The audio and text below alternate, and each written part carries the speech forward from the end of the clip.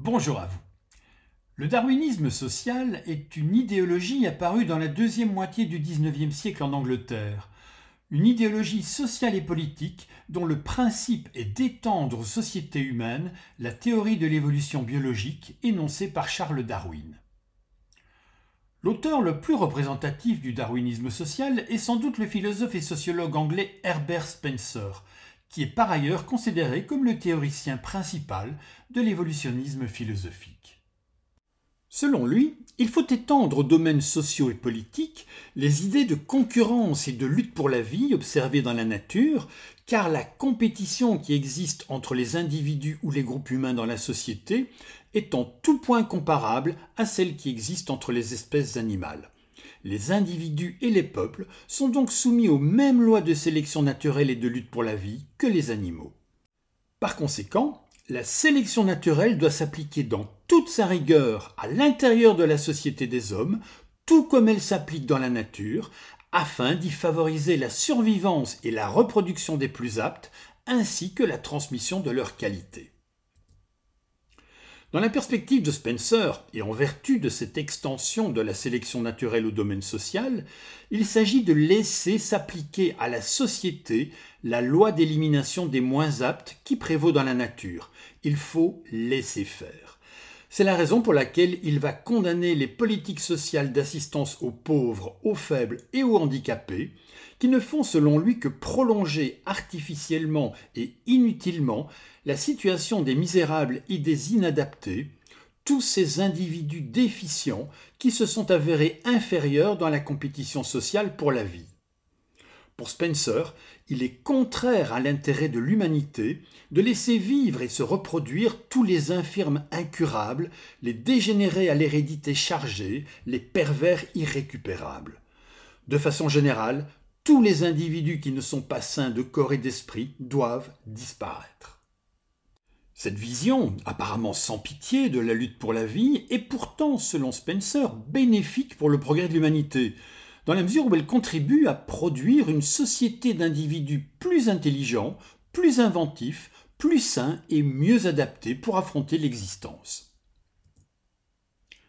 Le darwinisme social est une idéologie pour le moins controversée, qui a pourtant rencontré beaucoup de succès. Et celui-ci peut s'expliquer en partie par le fait que certains éléments de son argumentaire théorique, et notamment l'idée qu'il faut laisser faire, coïncident avec les principes généraux du libéralisme économique qui règne en Angleterre à cette époque. Car en effet, le darwinisme social offre une justification qui se présente comme scientifique à l'idée de concurrence que l'on trouve dans l'économie capitaliste. Le libéralisme devient ainsi un système naturel. En faisant triompher les plus aptes et en éliminant ceux qui le sont moins, il ne fait en définitive que reproduire les mécanismes de la sélection naturelle. Et ainsi s'expliquent les hiérarchies sociales et les inégalités que l'on peut observer au sein d'une société. Les individus, les groupes ou les entreprises réussissent ou échouent selon leur capacité à s'adapter ou non aux besoins de la société. Dans la mesure où le développement social reflète l'évolution biologique, il est naturel et donc normal que les mieux adaptés prospèrent et dominent, et il est naturel et donc normal que les moins bien adaptés soient laissés pour compte. Et ce qui vaut pour les individus vaut pour les États. Les peuples riches et industrieux tendent par nature à supplanter les peuples moins évolués. Et cette idée vient comme une confirmation de la situation de l'Angleterre à la fin du XIXe siècle. Une Angleterre impérialiste qui est fière de sa supériorité industrielle et de sa domination coloniale.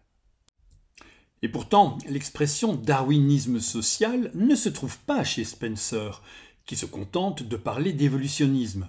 Elle n'apparaîtra en français, sous la plume du journaliste Émile Gautier, qu'en 1880. Et il s'agit d'une expression impropre, car la théorie politique et sociale qu'elle décrit, et qu'on pourrait qualifier de très à droite, est fort éloignée de la pensée morale de Darwin.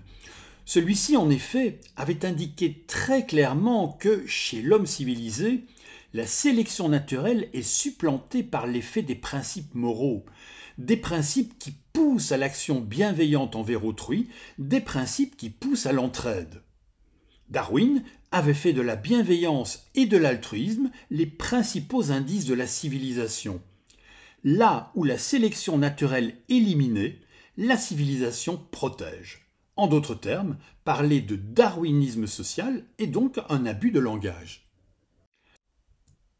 Même si l'heure de gloire du darwinisme social se situe à la fin du XIXe siècle, cette idéologie politiquement fort discutable n'appartient pas seulement au passé. On en retrouve en effet les grandes lignes dans une théorie, elle aussi controversée, apparue il y a une cinquantaine d'années aux États-Unis, la sociobiologie, que son fondateur, Edward Wilson, définit comme l'étude systématique des bases biologiques et génétiques de tous les comportements sociaux. Je vous remercie d'avoir regardé et écouté cette courte vidéo et je vous invite à rester curieux et ouvert, à faire plus que jamais preuve d'esprit critique, mais aussi à profiter de la vie.